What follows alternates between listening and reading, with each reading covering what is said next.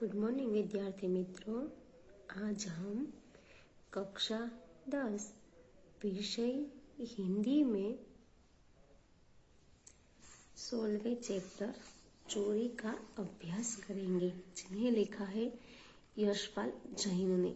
उनका जन्म सन 1912 ईस्वी सन में हुआ था और मृत्यु सन 2000 ईस्वी सन में हुई थी। आपका जन्म अलीगढ़ जिले के विजयगढ़ कस्बे में हुआ था। बाल साहित्य पर आपने अपनी लेखनी चलाई। बाल मनोविज्ञान पर उन्होंने अनेक कहानियां लिखी है। सन 1990 में उनको भारत सरकार का प्रतिष्ठित पुरस्कार पद्मश्री प्राप्त हुआ था। अजंता इलोरा, अहिंसा और भारत के यात्री उनकी ख्यातनाम कृतियां हैं। नौकर हमारे परिवार का अंग होना चाहिए। हमें उनके साथ आत्मीय व्यवहार करते हुए स्वीकार करना चाहिए।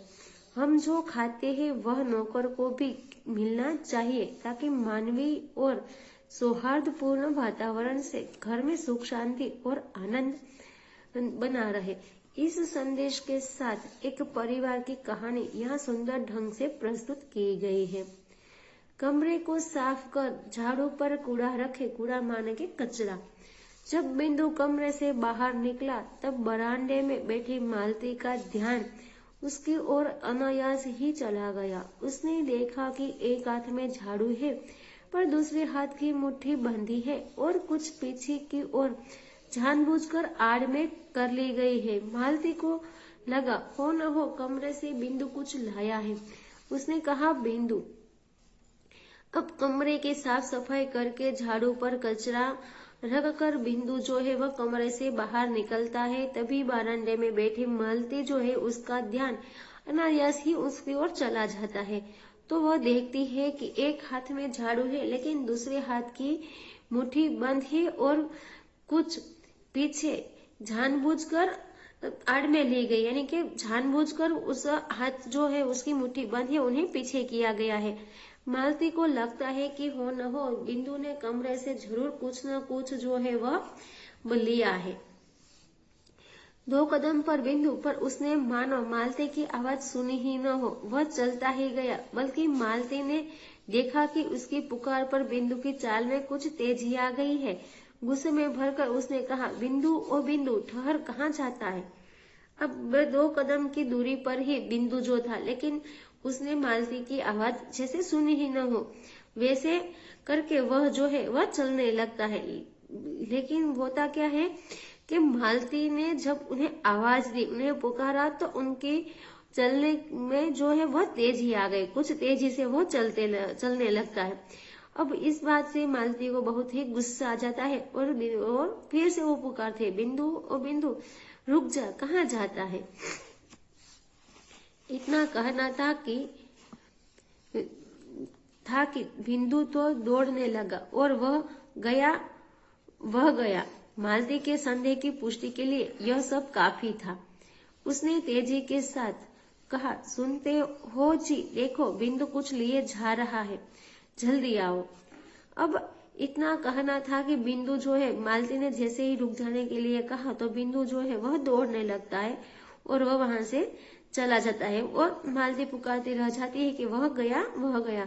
अब मालती को जो शक था कि बिंदु ने जरूर न जरूर कुछ न कुछ कमरे से उठाया है, कुछ ले गया है, उस शक को यकीन में बदलने के लिए यह सब जो है वह काफी था। यानी कि पुकारने पर बिंदु का तेजी से चला जाना वहां से, लेकिन उसकी बात न सुनना और उसका जवाब न देना, यह सब बातें जो है वह मालती के शक को पक्का करता है। और मालती जो है तेजी से अपने पति को कहती है कि सुनते हो जी, बिंदु कुछ लेकर जा रहा है, तुम जल्दी आओ। नंदन अपने कमरे में बैठा अपने पत्र के लिए कुछ लिख रहा था। मालती का यो चिल्लाना उसे अच्छा नहीं लगा और उसने चाहा कि टाल दे, पर मालती माने तब न। एक सपाटे में वह कमरे में आ गई और बोली, झटपट उठो, देखो बिंदु मुट्ठी में दबाए कुछ ले गया है। अब नंदन जो है, यानी कि मालती का पति जो है नंदन, वह कमरे में बैठे अपने पत्र के लिए कुछ लिख रहा था और इस वक्त उन्हें मालती का यह चिल्लाना अच्छा नहीं लगता। वह चाहता था कि यह बात जो है वह टाल दे, लेकिन मालती इतनी आसानी से मानने वालों में से नहीं थी और वह झड़प से उसके कमरे में आई और बोलने लगी कि तुम जल्दी से उठो, देखो बिंदु जो है वो मुट्ठी में कुछ दबाए कुछ लेकर मुट्ठी में लेकर चला गया है। नंदन ने कलम एक और रख दी और जैसे किसी ने जबरदस्ती पकड़कर उठा लिया हो वह उठा। कमरे से बाहर आया तो देखता क्या है कि बिंदु लौटकर आ रहा है। एक हाथ में झाड़ू है, दूसरा रीता माने के खाली है और नीचे लटका है। उसे देखते ही मालती उबल पड़ी। क्यों रे बिंदु के बच्चे, मैं गला फाड़ती रही और तू रुका तक नहीं। बोल, हाथ में क्या ले गया था? अब नंदन जो है वह अपनी जो कुछ लिख रहा था, अपनी कलम है उसे एक और रख देता है, लेकिन उसे मालूम होता है कि जैसे उसे किसी ने जबरदस्ती से पकड़कर वहां से उठा लिया हो, वैसे वह उठता है। कमरे से बाहर आकर देखता है तो बिंदु जो है वापस आ रहा है। अब उनके एक हाथ में जो है वह झाड़ू लटका हुआ है और दूसरा हाथ जो है वो बिल्कुल खाली है। बिंदु के आते देख जो है मालती जो है वह थोड़ी उन पर गुस्सा हो जाती है और बोलने लगती है, क्यों रे बिंदु के बच्चे, मैं यूं जोर जोर से चिल्लाती रही और तू रुका तक नहीं। वो अब बता, हाथ में क्या लेकर गया था? बिंदु का चेहरा फक बोला, कुछ नहीं बीवी जी। बिंदु का चेहरा दौड़ाते हुए वह उतर जाता है और कहता है कि कुछ नहीं ले गया था बीवी जी। झूठा कहेगा, क्यों रे, तेरे हाथ में कुछ नहीं था तो मेरे पुकारने पर फिर तू रुका क्यों नहीं? मालती ने रोषपूर्ण स्वर में पूछा। तो जब कहता है बिंदु के कुछ नहीं था तो मालती जो है वह गुस्से में कहती है कि तुम तो झूठ बोल रहे हो।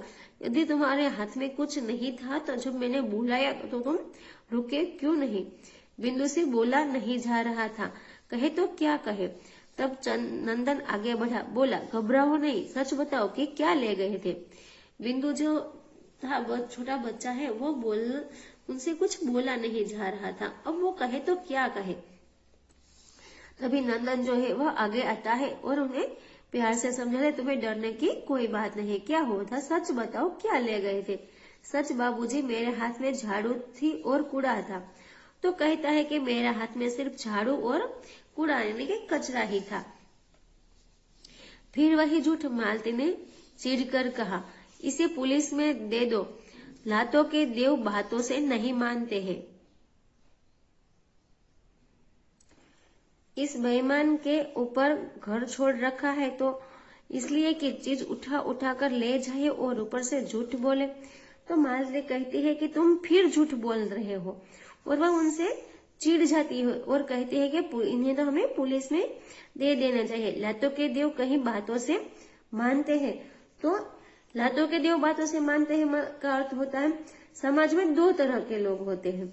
कुछ लोग प्रेम से कहने पर कोई काम करते हैं तो कुछ लोग लाख समझाने पर भी वह काम नहीं करते, लेकिन मारने या डांटने पर वे उस काम को करने के लिए तैयार हो जाते हैं।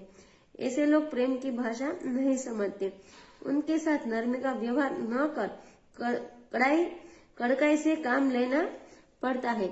उनके साथ उसी भाषा में व्यवहार करना चाहिए जिस भाषा की वे समझते हैं।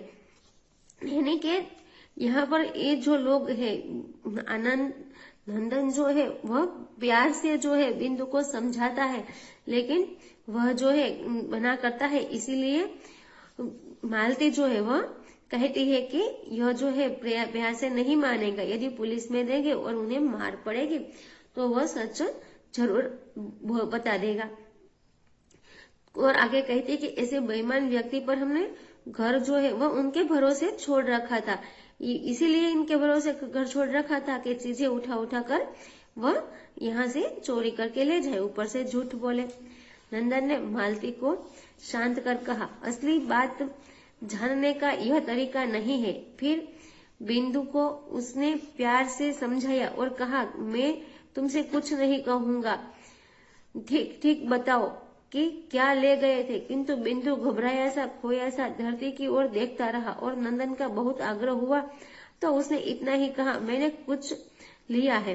अब नंदन जो है वह पहले मालती से शांत करता है और कहता है कि यदि हमें सच बात जाननी है तो यह उनका तरीका नहीं है और फिर वह जो है वह बिंदु से प्यार से समझाता है और कहता है कि मैं तुम्हें कुछ नहीं कहूंगा, तुम जो भी हुआ है वह तुमने ले लिया है या ले गई तो सच सच बता दो। लेकिन यह बिंदु जो है इतना घबराया हुआ था कि धरती की ओर देखता रहता है, और नंदन जब बहुत आग्रह करके उन्हें पूछता है तो वह इतना ही कहता है कि मैंने कुछ लिया है।